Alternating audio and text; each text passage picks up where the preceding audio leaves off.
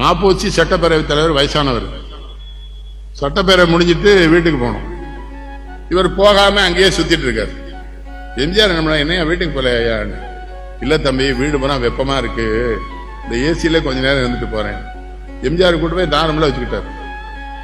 ஒரு 5 மணி நேரம் அவர்களுக்கு சாப்பாடு வாங்கி கொடுத்து பேசி எல்லாம் பண்ணிட்டு எம்ஜிஆர் வீட்டுக்கு போங்க ஏங்காரு. மாப்போசி வீடு பூரா ஏசி பண்ணியாச்சு.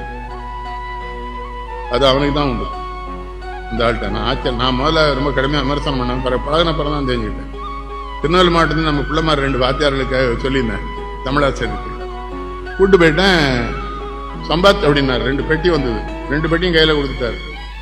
இந்த தமிழ் வாத்தியார் 2 இன்னைக்கு நான் 1 லட்ச ரூபா இருக்கும், 50,000 ரூபா இருக்கும்னு திறந்து பார்த்தா 2லயும் 20 லட்சம் ரூபா. எனக்கு என்ன பையன் வந்துட்டு, இவங்களே பசியாளி, 20 லட்சம் பார்த்தா அதிர்ச்சியில் செத்துக்கிட்டு போகக்கூடாது, பத்திரமா ஊர்ல கொண்டு விட்டுருவோன்னு பிளைட்ல கூட்டு வந்து வீரகாரம்புல கொண்டு விடுறேன்.